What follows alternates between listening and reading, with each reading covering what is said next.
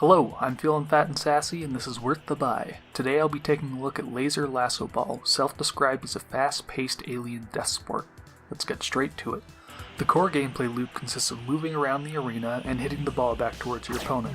That's pretty much it. A very simple game, but there's still quite a bit to talk about. First, let me explain the core gameplay a bit more. When you hit the ball, you can use 3 different attacks depending on if you're moving forward, backwards, or standing still.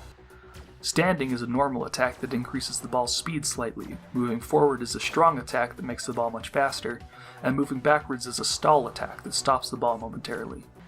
Using a strong attack also slightly decreases the size of your opponent's shield for a few seconds if you hit it.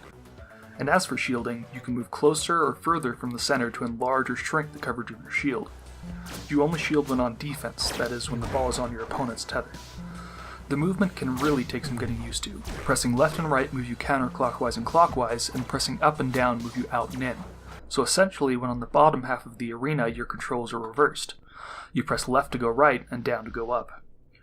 You do get used to it after a while, but I would greatly appreciate an option for a linear control scheme rather than a radial one.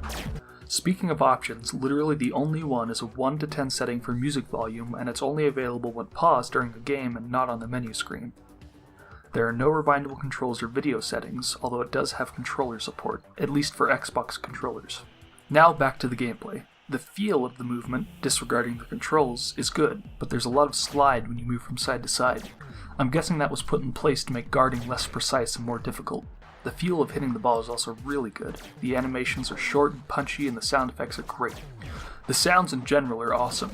I personally love the soundtrack, which consists of fast, driving electronic beats. It fits perfectly with the pace and feel of the game.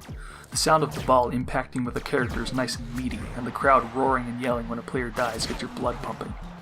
Overall, the art, music, and sound design complement each other incredibly well.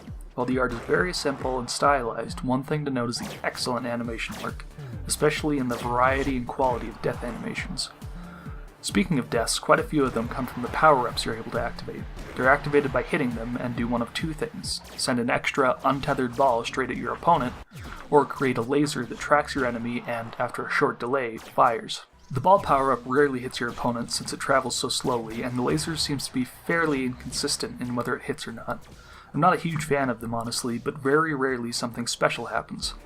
Members of the crowd start running towards the center of the arena, and when one of them arrives, it activates a sort of bullet hell. Lasers start firing in patterns around the arena, and balls are thrown around everywhere.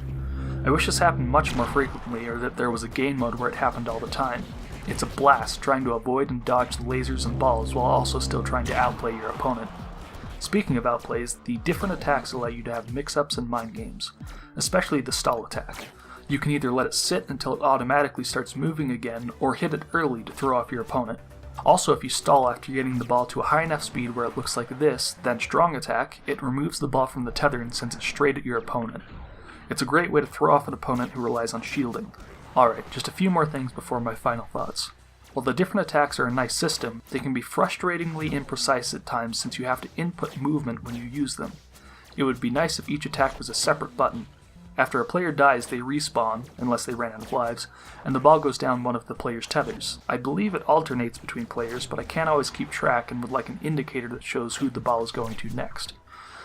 My one big gripe with this game is this. Oftentimes when you attempt to hit the ball when it's going fast, the animation for attacking will play, but your character still gets hit and dies. Either this is an animation or hit detection bug. If the ball killed me, the animation shouldn't play, and if the animation plays when the ball is that close, it should be hit back. It gets pretty frustrating when it constantly looks like your character hits the ball but you die. Also, this is local play only, no online.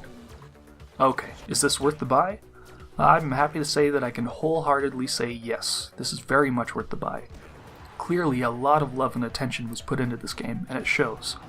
The art, music, and sound are excellent, and the gameplay is unique, fast-paced, and exciting.